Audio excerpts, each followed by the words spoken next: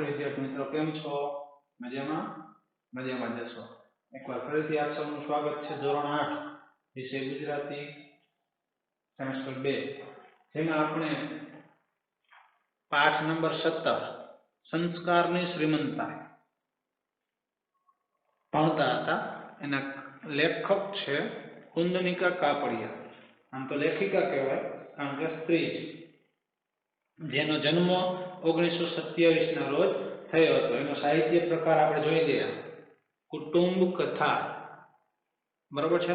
અહીં અઘરા લાગતા, કઠિન લાગતા શબ્દો છે, એના અર્થ પણ આપેલા છે.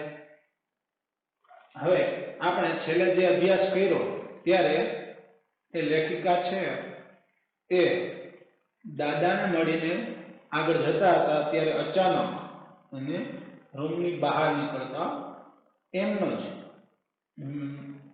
દાદાનો દીકરો એટલે કે સુમોહન એ બહાર જતો હતો અને બરોબર ત્યાં પહોંચ્યા. એટલે કહે છે, ઓહો દર્શના બહેન, ઘણા દિવસે કઈ? અને જવાબ આપે છે કે હા, જરા બહાર ગામ ગઈ હતી. કેમ છે કામકાજ? નવી નોકરીનો આનંદ છે ને? હવે એ તેને પૂછે છે કેમ છો? નવી નોકરી છે તો આનંદ છે ને?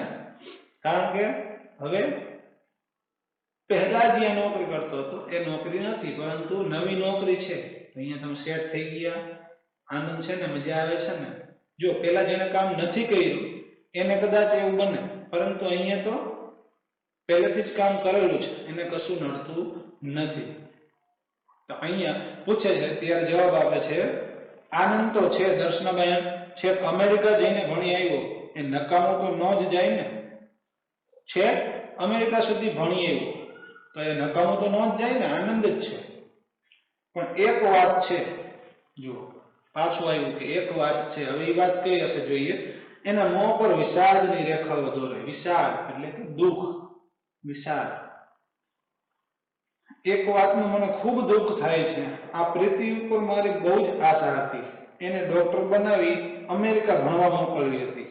તમે તો જાણો છો એ ભણવામાં કેટલી હોશિયાર છે, મારા કરતા ક્યાંય વધારે.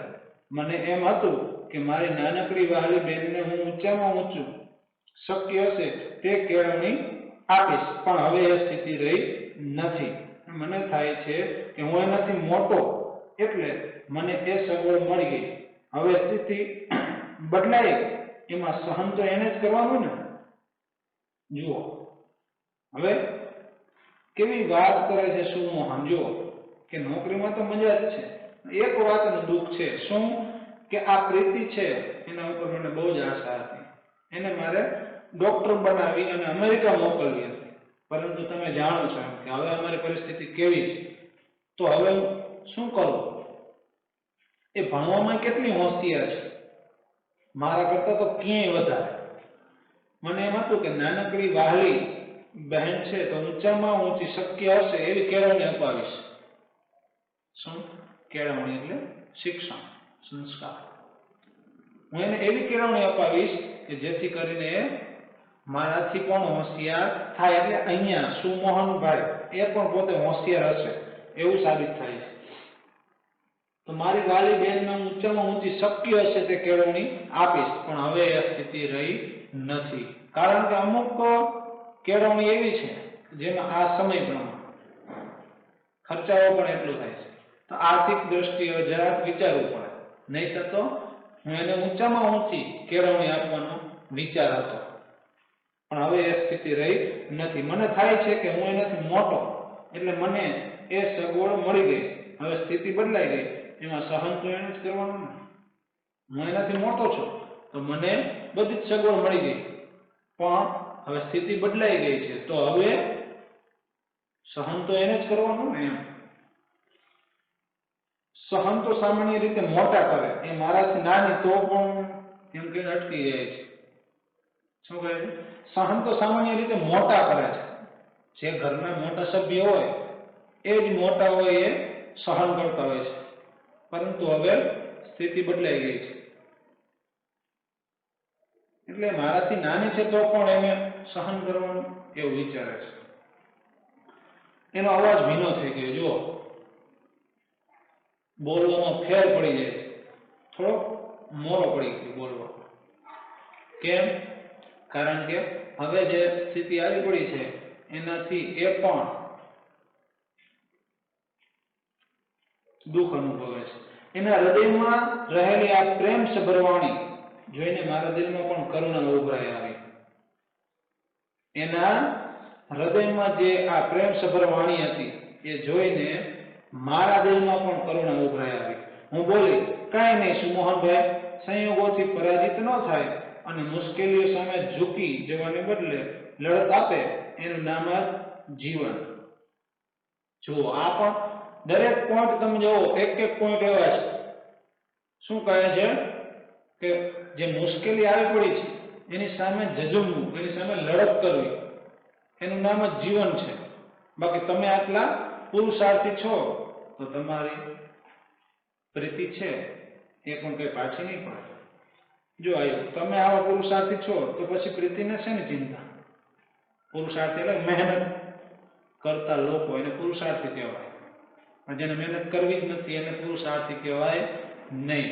એક કહેવત છે ને, એક સુવિચાર તમે સાંભળ્યો હશે, પુરુષાર્થ વિના પ્રારબ્ધ પાંગળું છે. સાંભળ્યો છે ને? સરસ.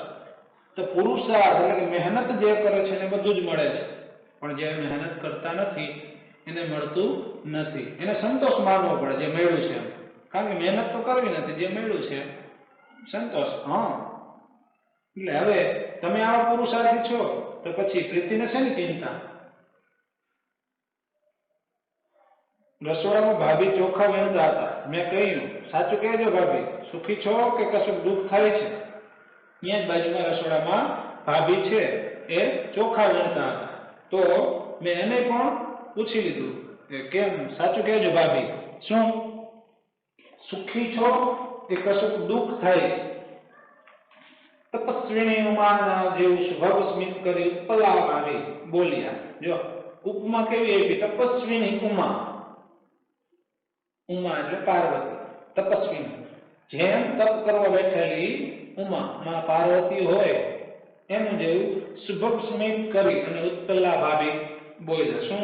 અરે બહેન, તમે પણ શું એમ માનો છો કે બંગલો ને મોટર ગાડી જ માણસને સુખ આપે છે? જો આ શબ્દ પણ, આ પોઈન્ટ પણ સમજવા જેવો છે.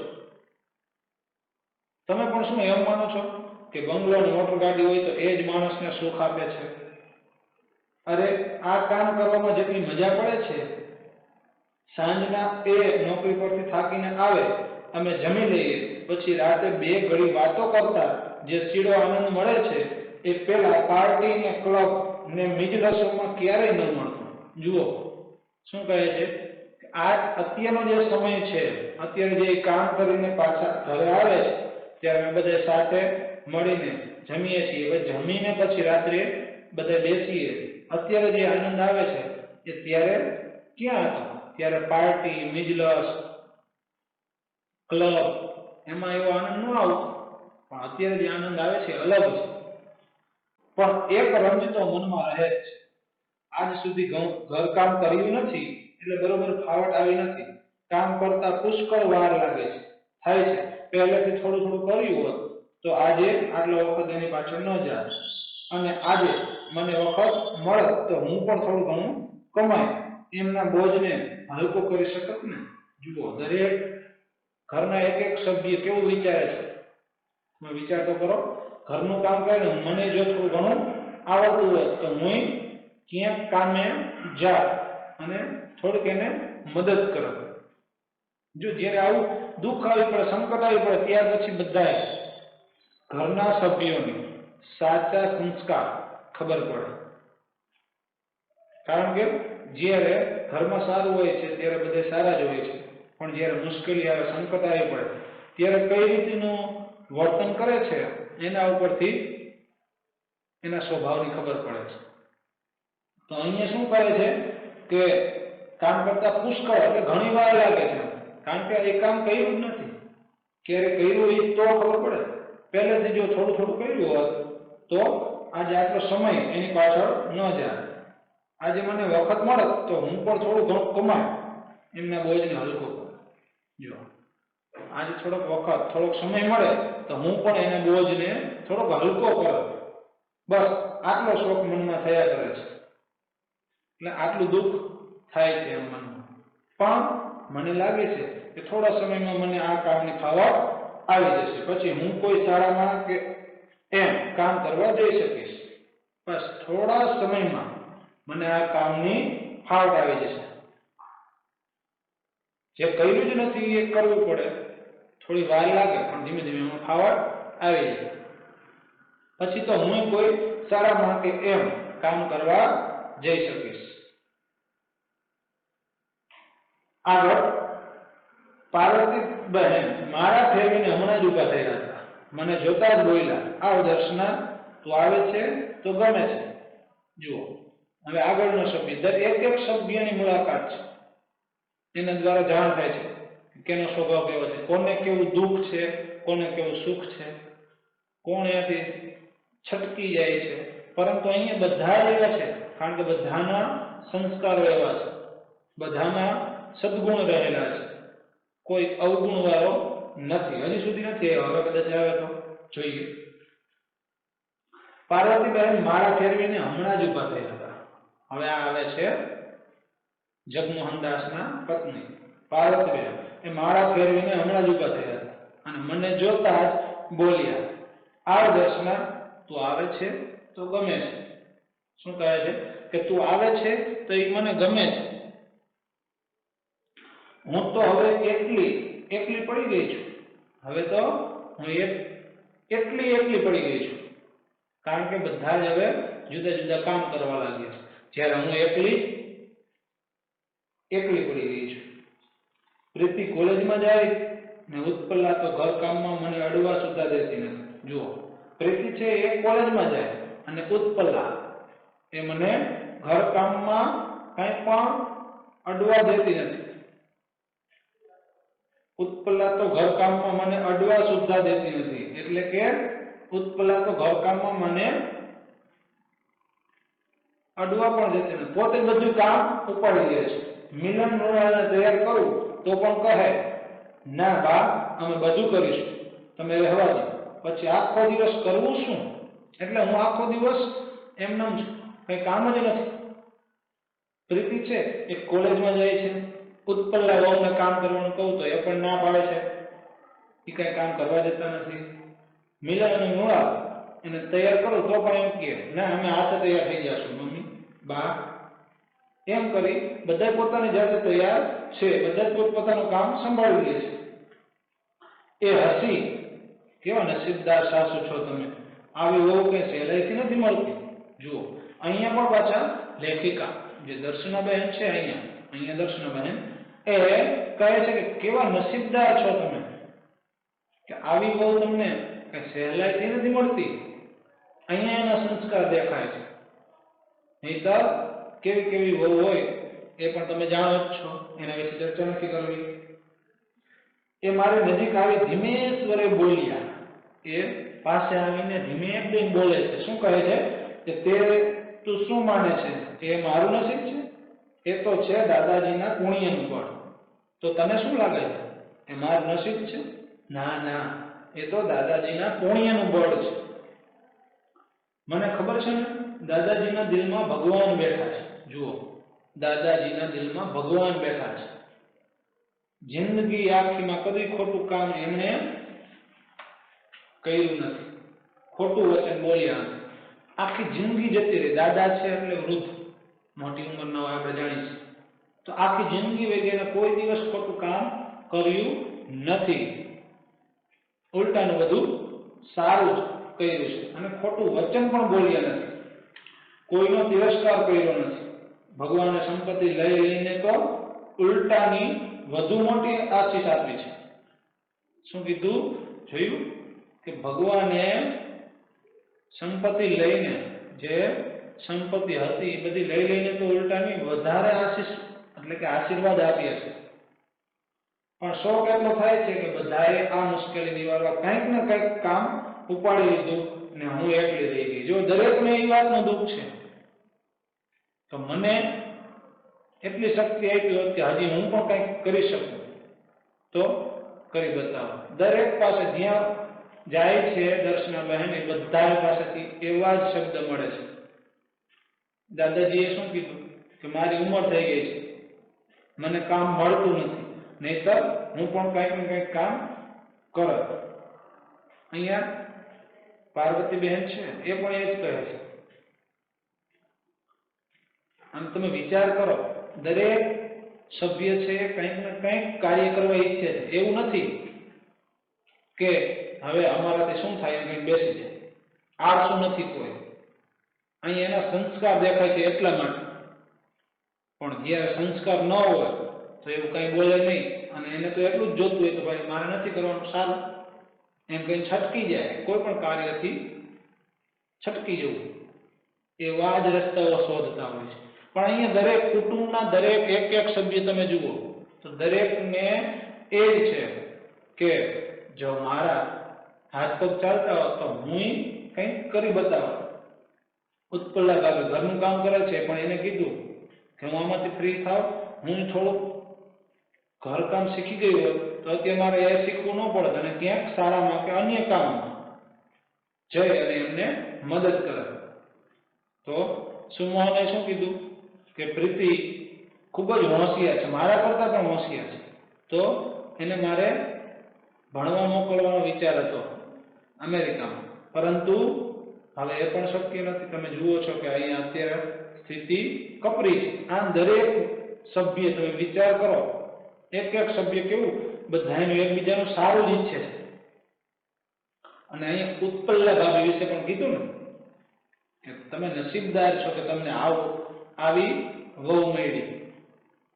હવે આગળ જુઓ, હવે જે બા છે એ શું કહે છે કે ભગવાને સંપત્તિ લઈ લઈને તો ઉલટાની વધુ મોટી આશીષ આપી છે, પણ શોખ એટલો થાય છે કે બધાએ આ મુશ્કેલી નિવારો કંઈક ને કંઈક કામ ઉપાડી લીધું ને હું એકલી લઈ ગઈ. જુઓ, ઉપરવાળાએ ભગવાને આ બધી સંપત્તિ લઈ અને ઉલટાના આશીર્વાદ આપ્યા છે. શું કે બધાએ પોતપોતાની રીતે કામ ઉપાડી લીધા છે, અને હું એકલી. એ વાતનું મને દુઃખ થાય છે કે હું કઈ ન કરી શકી. મને થયું કે કપડાં સીવતા શીખવું તો સંચો ઘેર વસાવી શકાય. હું કપડાં સીવતા શીખી જાઉં તો સંચો ઘરે લઈ અને ઘરે બેઠા બેઠા કપડાં સીવવાનું કામ થઈ શકે. તો શું થયું, તો પણ ડોક્ટરે કહ્યું હતું કે આંખે ઝાંખપ આવે છે એટલે આંખનું કોઈ કામ હમણાં કરજોમાં. જુઓ આગળ કહે છે, પણ ડોક્ટરે એમ કીધું કે આંખે ઝાંખપ આવે છે. ઝાંખપ આવે છે એટલે ઝાંખું દેખાય છે. આપણે બધાની આંખો સરસ છે, ભગવાને બધાને બે આંખો આપી છે, ખૂબ જ સરસ મજાની, પરંતુ એ આંખોમાં ઝાંખપ આવે ને અને ઝાંખું દેખાય પછી એ નંબર હોઈ શકે. અને આ તો ઉંમર છે, ઉંમર લાયક એટલે ઝાંખપ આવે છે તો આંખને તકલીફ પડે એવું કામ કરશો માં. એટલા માટે હું એ પણ કરતી નથી. દવા થઈ જાય પછી ચશ્મા લેવા પડશે. ખરે ટાંકણે વિઘ્ન ઊભું થયું ને,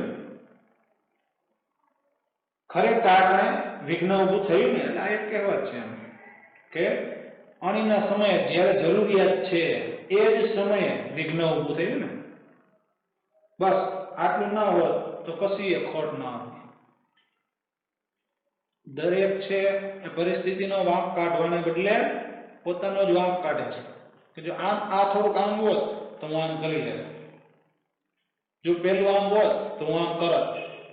એટલે કોઈ એકબીજાનો વાંક કે દોષ નથી બતાવતા, પરંતુ પોતાનો જ વાંક કાઢી અને એમ કહે છે કે હું પણ કંઈક ને કંઈક કાર્ય કર અને ઘરમાં મદદરૂપ થાય. બસ આટલું ના હોત તો કશી ખોટ ન હતી. બસ આટલું ન હોત ને તો કઈ ખોટ ન હતી. પાછો ત્યાર પછીનો પેરેગ્રાફ, બહાર જઈ પ્રીતિનો હાથ પકડી હું બોલી, પ્રીતિ તું તો ખૂબ ભાગ્યવાન છે, જે ઘરના લોકોમાં આટલી કર્તવ્ય ભાવના, પોતાને ઘસી નાખવાની આટલી ઝંખ ના હોય, એમના પ્રેમની સુવાસ તો સાચે જ તને ઈર્ષા કરવા જેવી ભાગ્યશાળી બનાવી દે છે. શું કહે છે, બહાર જઈ અને પ્રીતિનો હાથ પકડી.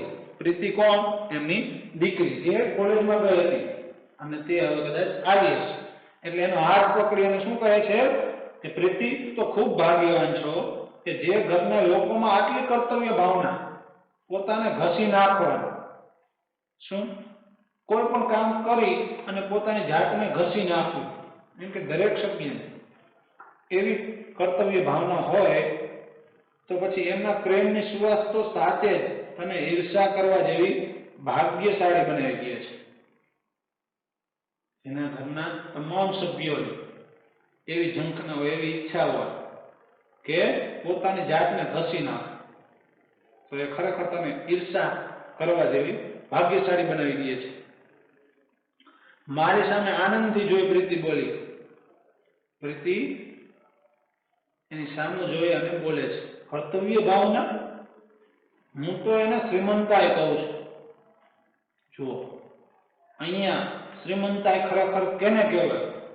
સંસ્કારોને કે ફક્ત ધનવાન હોવું, પૈસાદાર હોવું શ્રીમંતાઈ કેની? તો ખરેખર સંસ્કારોની શ્રીમંતાઈ છે.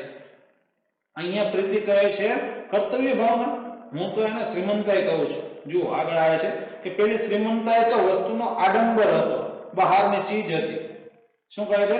પેલી શ્રીમંતાઈ હતી એટલે કે પહેલા જે શ્રીમંતાઈ, પહેલા ધનવાન હતા, પૈસાદાર હતા, એ તો ફક્ત વસ્તુનો આડંબર હતો. આડંબર એટલે કે દમ, એક પ્રકારનો બહારની ચીજ હતી એ બધું. એમ સાચી શ્રીમંતાઈ તો એ સૌના દિલમાં વસી છે. હવે જે સાચી શ્રીમંતાઈ છે એના દિલમાં છે. પણ એ ક્યારે ખબર પડે? કે જ્યારે સંકટ આવે ત્યારે. આપણે અગાઉ પણ વાત કરી હતી કે આપણા મિત્રો તો ઘણા બધા હોય છે, પણ જ્યારે એવો સમય આવી પડે છે ત્યારે આપણને એ જાણ થાય છે. એટલે અહીંયા પણ એ જ પોઈન્ટ આવે છે. જુઓ કે સાચી શ્રીમંતાઈ તો એ સૌના દિલમાં વસી છે, સંસ્કારની શ્રીમંતાઈ. કારણ કે એના સંસ્કાર જ એવો હોય તો દરેક બીજાનું બાનું દઈ અને પોતે અહીંયાથી છટકી જાય.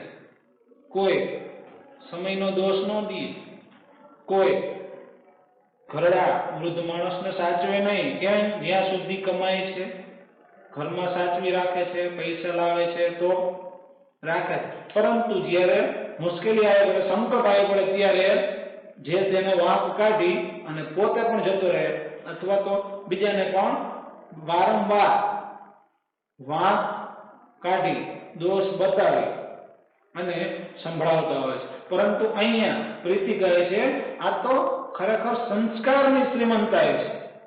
નહીતર અહીંયા પણ એવું જ હતું, કુટુંબ છે વેર વિખેર થઈ જાય. કારણ કે પહેલેથી આપણે આ કપાટ જાણ્યો જ છે એટલે તમને ખ્યાલ જ છે કે અત્યારે ખૂબ જ ગંભીર પરિસ્થિતિ આવી પડી છે. ક્યાં? જગમોહનદાસના કુટુંબ ઉપર. તો સંસ્કારની શ્રીમંતાઈ એમ ન હોત તો આર્થિક દ્રષ્ટિએ આટલા મોટા પતન પછી અમે સી રીતે અમારા ઘરની એ જ સંવાદિતા, એ જ આનંદ, એ જ અખંડિતતા જાળવી શક્યા હોત?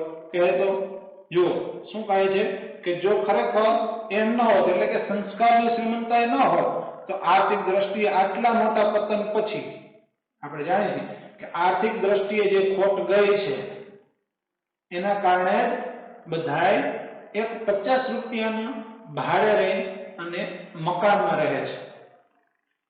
તો સી રીતે અમારા ઘરની એ જ સંવાદિતા એટલે કે એકરા, સંવાદિતા એટલે એકરા. જો હવે આવી સ્થિતિ આવી પડી છે તો બધા એક થઈને રહેવું, એક રાગ થઈને રહેવું, એ જ આનંદ જે અગાઉ હતો તે જ, અને એ જ અખંડિતતા જાળવી શક્યા હોય. કે છે શું કહે છે કે હવે આર્થિક દ્રષ્ટિએ આવડો મોટો જ્યારે સંકટ આવી પડ્યો છે તો ત્યારે જો બધા એક થઈને ન રહ્યો તો આજે પણ એ જ રીતે એક થઈને રહે છે, એ જ આનંદ છે અને એ જ અખંડિતતા જાળવી રહી છે. તો તું જ કહે જાળવી કેવી રીતે રહી હોય? તો આ સંસ્કારની શ્રીમંતાઈ છે. છેલ્લે હર્ષથી મેં પ્રીતિનો હાથ દબાવ્યો, એટલે હર્ષથી એટલે આનંદથી, ખુશીથી મેં પ્રીતિનો હાથ દબાવ્યો. શું કીધું? ઘણા મોટા ધનની સ્વામીની બની છો પ્રીતિ. ખરેખર ઘણા મોટા ધનની. આ ધન છે સંસ્કાર નામનું ધન છે. જેની પાસે સંસ્કાર છે એ સંસ્કારની તું સ્વામીની બની છે. પ્રીતિને કહે છે અંતમાં. બરોબર છે? અહીંયા પાઠ પૂરો થાય છે. આ પાઠ જે છે એ દ્વાર અને દિવાલ એ નામનો ગ્રંથ છે, એમાંથી લેવામાં આવેલો છે. ખૂબ જ સરસ પાઠ છે, જીવનમાં ઉતારવા જેવો છે. મેં તમને કીધું હતું શરૂઆતમાં કે સાચા સંસ્કારો કયા, તો આ પાઠ આપણે વાંચીએ તો ખબર પડે. અગાઉ પણ મેં કીધું છે, એકવાર ફરીથી કહું છું કે આ પાઠ પણ તમારે 4 થી 5 વખત વાંચવો અને ખાસ વાંચીને આપણે પ્રશ્નોના જવાબ લખવાના, એવો પ્રયત્ન કરવાનો. ન આવડે તો પીડીએફ તો આવવાની જ છે. બરોબર છે? એટલે ટ્રાય કરવાનું. અત્યારે તમારે એમસીક્યુ, ખાલી જગ્યા ખરા ખોટા જે નાના નાના પ્રશ્નો છે એ લખવાના છે. અને તમને એવું લાગતું હોય તો પેન્સિલથી લખવા, પણ લખવા ફરજિયાત છે. આ પાઠ અહીંયા પૂરો થાય છે. હવે જે તમારે પ્રશ્નો લખવાના છે સ્વાધ્યાયમાં આપેલા છે, જુઓ પેજ નંબર 46 ઉપર સ્વાધ્યાયનો પ્રશ્ન 1, એની અંદર 4 પ્રશ્નો છે. એ 4 પ્રશ્ન ફરજિયાત લખવાના છે. બરોબર? FB માં. રેડી? ઓકે, ધન્યવાદ.